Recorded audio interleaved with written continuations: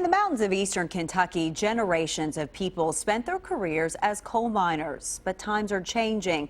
As mines continue to shut down, people are turning to new careers. New at 6, Miranda Combs introduces us to a group of former coal miners now digging into the tech sector.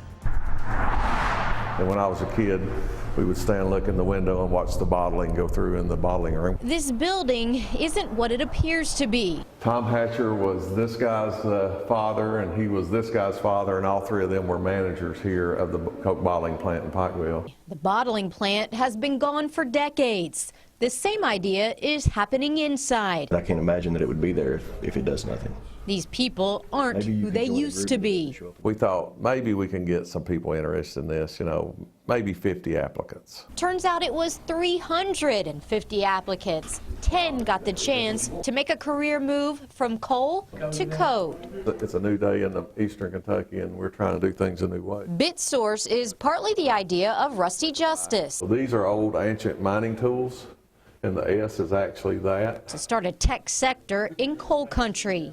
I feel like the world's on fire and we have a squirt pistol. That's really how I feel. We jokingly say that we learned to write code kind of the way that you would drink from a fire hose. They are charting a new way of life. Coal was always that giant tree that cast so much shade that nothing else could grow underneath. And so that giant tree is gone.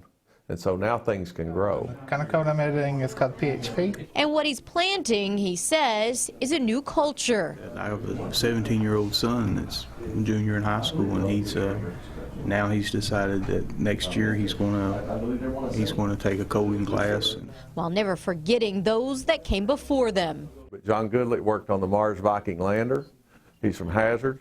Francis Gary Powers was born in Jenkins. Catherine Langley, the first woman to ever hold elected office in the United States Congress. So you see this thread of forward-thinking people, all from our area.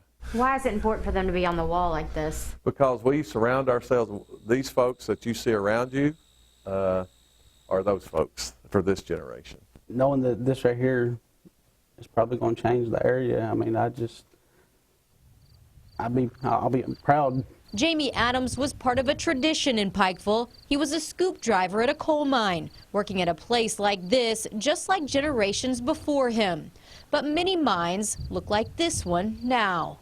So we could see a downturn coming in the coal economy.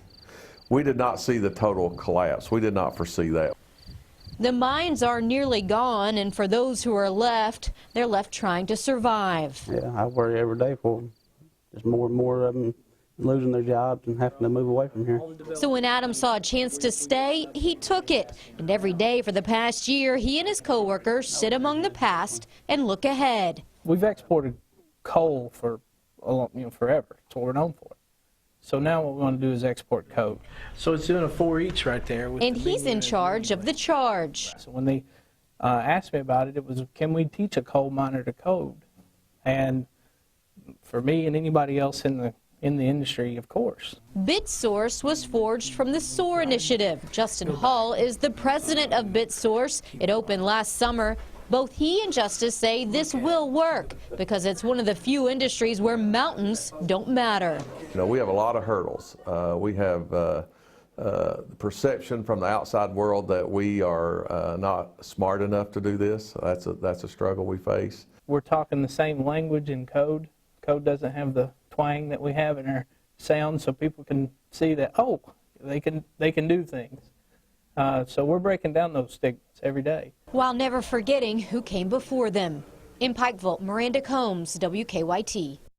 Justice hopes this company is the start of a tech sector in the mountains.